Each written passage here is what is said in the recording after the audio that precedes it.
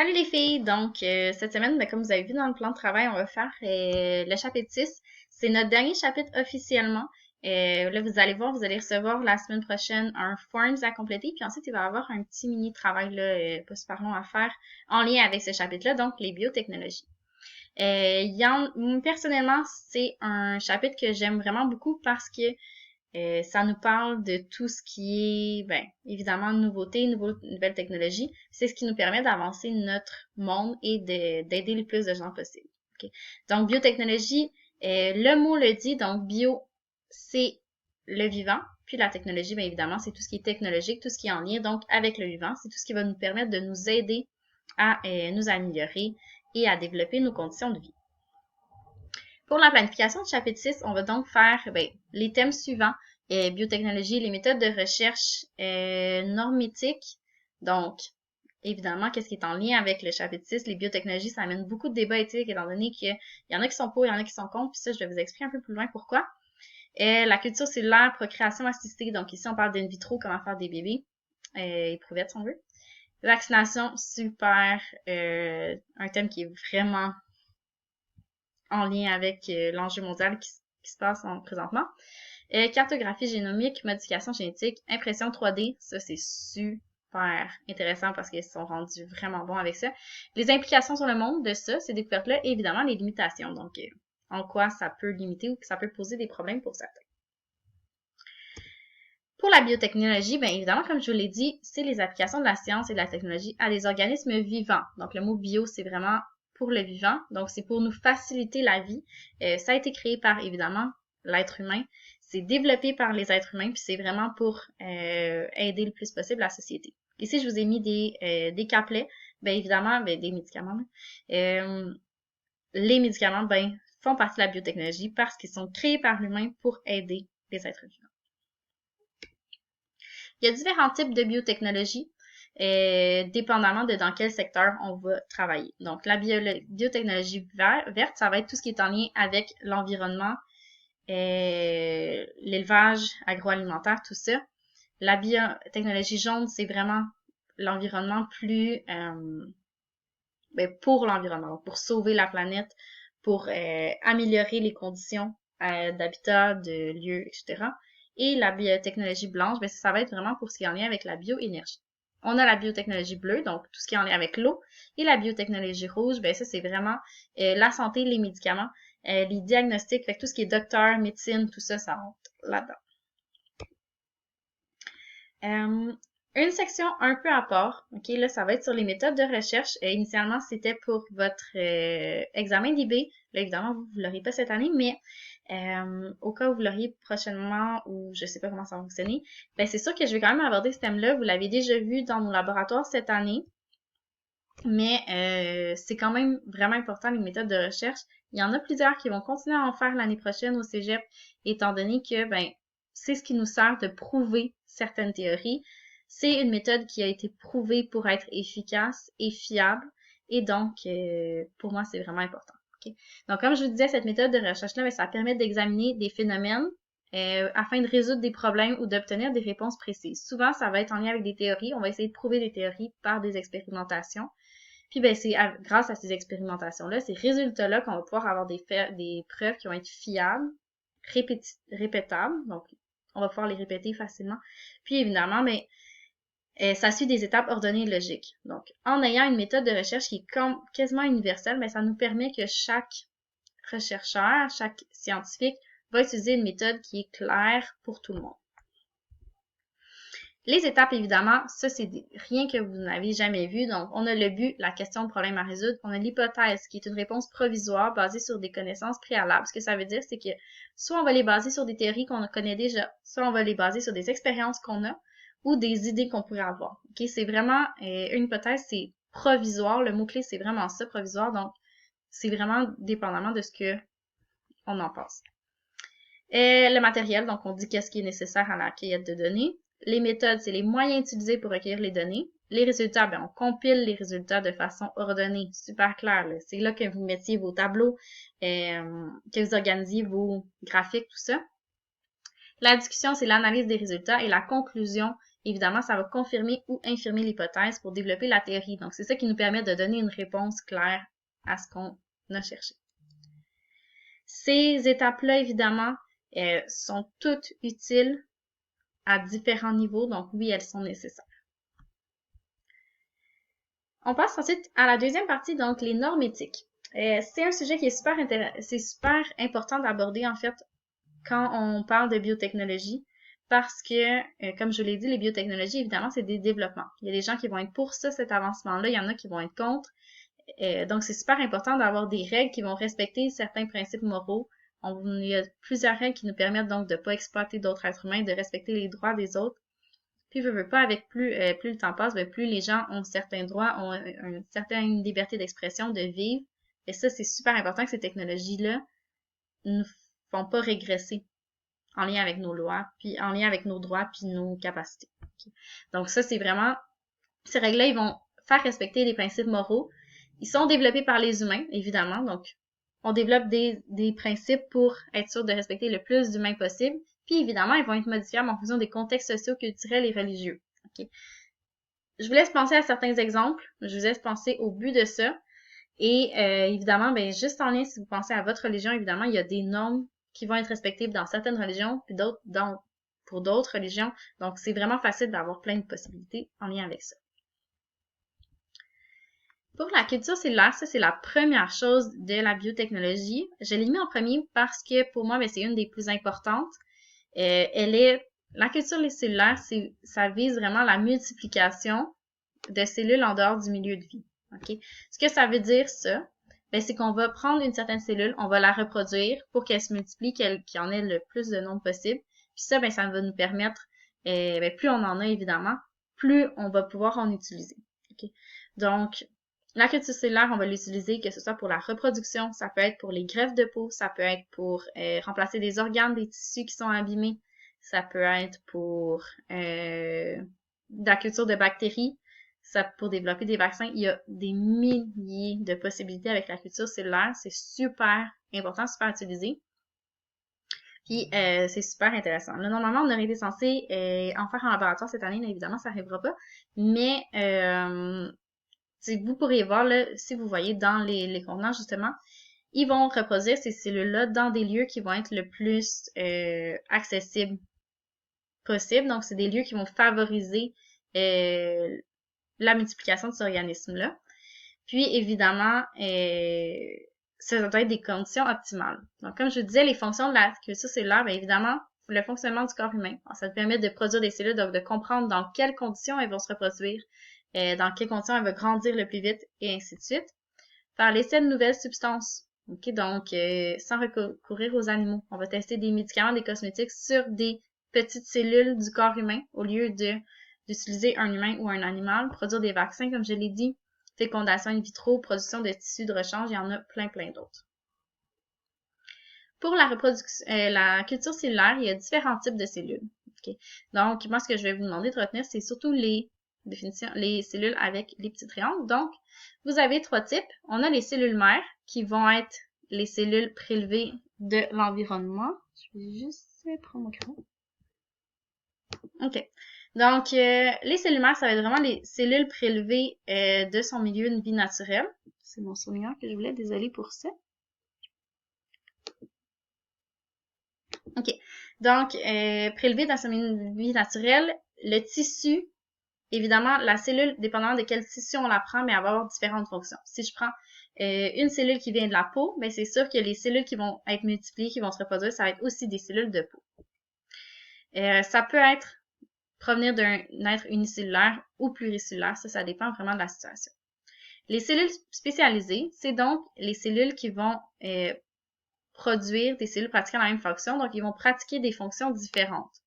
Ce que ça veut dire, ça, c'est exactement comme je viens de vous dire, si je prends une cellule de peau, bien, elle n'aura pas la même fonction qu'une cellule de cerveau, par exemple. Okay. Bien, ces cellules-là, quand on va les reproduire, une cellule de cerveau va donner une cellule de cerveau, puis une cellule de peau va donner une cellule de peau. C'est toujours les mêmes fonctions. Puis, il y a l'autre type de cellules, qui est les cellules souches, qui, eux, ont aucun rôle particulier. Okay? Ce que ça veut dire, c'est qu'on peut prendre ces cellules-là, puis on peut aller les envoyer dans différentes sections de notre corps, dépendamment de nos besoins. Okay? Fait que si, par exemple, on prend une cellule souche, puis là, on l'envoie dans une cellule avec la peau, ben c'est sûr qu'elle va prendre la fonction des autres, mais initialement, il n'y en a pas. Okay? Donc, comme je l'ai écrit, elles peuvent, oui, se transformer en cellules spécialisées. Comme je viens de le dire, elle peut devenir une cellule de peau, par exemple. Le deuxième biotechnologie super pertinent, c'est la procréation médicalement assistée. Ça, évidemment, ben, ça permet à plein de parents qui ont du mal à avoir des enfants d'avoir des bébés. Donc, c'est vraiment un gros plus pour l'avancée médicale. C'est vraiment un gros plus pour les êtres vivants parce qu'il y en a plein que leur système est capable d'avoir des enfants. C'est juste qu'ils ont des petites défaillances qui font que c'est moins facile naturellement. Mais avec ces méthodes-là, ben c'est vraiment ça peut les aider. Il y en a encore une fois qui vont être trop stériles que le problème sera pas réglable, si on veut. Ben c'est sûr que là, malheureusement, il va falloir qu'il y ait recours soit à l'adoption ou à d'autres options, mais c'est sûr que dans plusieurs cas, souvent ça va fonctionner. Il y a 4 types différents de procréation médicalement assistée. On a la stimulation ovarienne, ok, qui va être lorsque la femme ovule pas beaucoup ou jamais. Donc, ce que ça va faire, c'est que ça va permettre de stimuler au moyen de médicaments la maturation de plusieurs ovules. OK? Donc, ça, c'est le but principal. Pour l'insémination artificielle, maintenant, c'est une deuxième technique. Ça, c'est lorsque dans le fond, c'est lorsque le spermatozoïde, il arrive pas à se rendre jusqu'à l'ovule. Donc, comment ils vont faire ça? C'est qu'ils vont injecter des spermatozoïdes dans l'utérus au moment de l'ovulation. Donc, c'est pour permettre aux spermatozoïdes de se rendre à l'ovule plus facilement. S'il n'y a pas assez de spermatozoïdes qui se rendent aussi, ben ça aussi, ça peut être utilisé. Okay?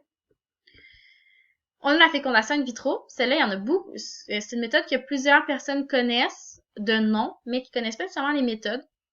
Donc ça va recourir à un bain. Ils vont stimuler les ovaires pour aller récolter. Ça, c'est ce qu'on appelle des bébés éprouvettes, si on veut. Okay? Donc, ils vont prendre un ovule de la femme. Ensuite, ils vont aller chercher des spermatozoïdes chez l'homme. Donc, avec son sperme, évidemment. Ils vont faire la fécondation en laboratoire. Donc, dans l'éprouvette, ils vont mettre directement ils vont mettre les spermatozoïdes avec l'ovule. Ils vont regarder ceux qui sont fécondés, puis ils vont envoyer tous les embryons fécondés dans l'utérus de la maman. Souvent, la maman, elle va évidemment juste en porter un. Des fois, ça arrive qu'il y en a deux, par contre, c'est une méthode qui peut faire souvent des jumeaux, mais généralement, ça va être un. Puis, elle va pouvoir continuer sa grossesse normalement à l'intérieur de son utérus. La dernière méthode, c'est la fécondation par micro-injection. Ça, dans le fond, c'est exactement les mêmes étapes que la fécondation in vitro. La seule chose, c'est que le spermatozoïde il est injecté directement dans l'ovule. Donc là, il n'y a vraiment pas de chance, il n'y a pas d'aléatoire ici.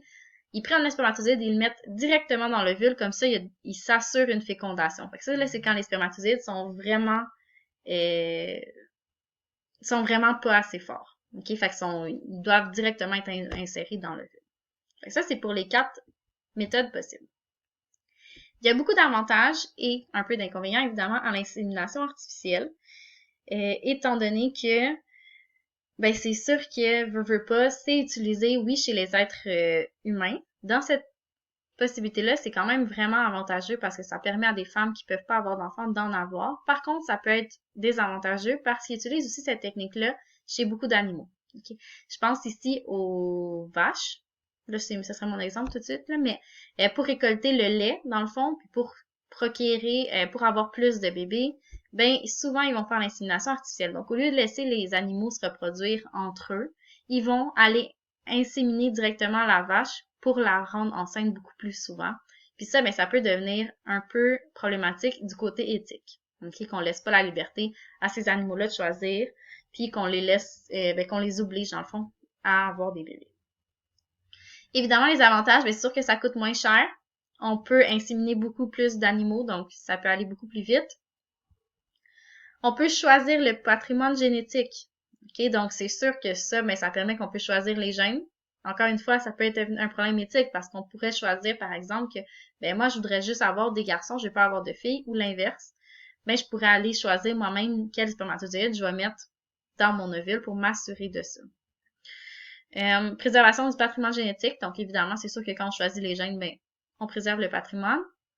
On peut choisir de ne pas transmettre de maladie. Donc, encore une fois, on va retirer les gènes qui peuvent être négatifs. Puis, ben, on peut choisir la période de naissance. OK?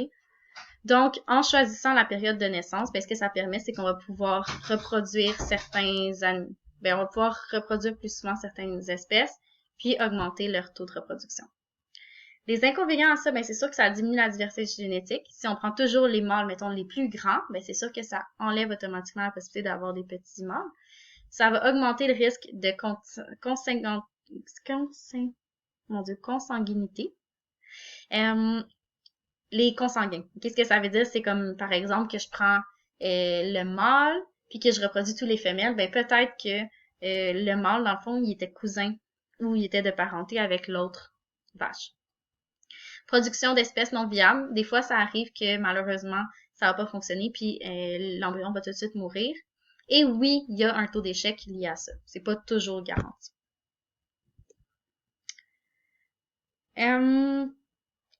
Prochaine biotechnologie, c'est les vaccins. Donc, les vaccins, c'est super, super important. Ça nous a aidé beaucoup, beaucoup, beaucoup dans notre vie en général. Juste le fait qu'on ait des vaccins quand on rentre dans la maternelle, ben, ça nous permet de rentrer à la maternelle, d'avoir moins de maladies. Surtout qu'on a déjà vu, quand on parlait du chapitre 2, avec notre système immunitaire, ben, on a besoin de s'immuniser à certaines maladies pour pas les avoir. Okay? Donc, le vaccin, ça va être la préparation qui peut immuniser contre ou plusieurs agents pathogènes, donc contre plusieurs méchants. Et comment on fait ça? Bien, on va introduire des agents pathogènes inoffensifs ou des antigènes. Donc, on avait vu qu'antigènes, c'était sur les agents pathogènes. Pour stimuler la production d'anticorps. Anticorps, c'était nos petits soldats qui étaient produits par nos globules blancs pour nous défendre. Il y a deux types de vaccins qu'on va voir ici. On a la production d'un vaccin vivant. Donc, on va utiliser un agent pathogène qui est inoffensif. Okay? Donc, l'agent pathogène, c'est comme s'il était endormi. Il peut rien faire. Okay. Ou on va utiliser la production d'un vaccin inerte. Ça, dans le fond, on va couper, par exemple, okay? On va prendre des parties de l'agent pathogène, puis ça va déclencher quand même notre réaction immunitaire.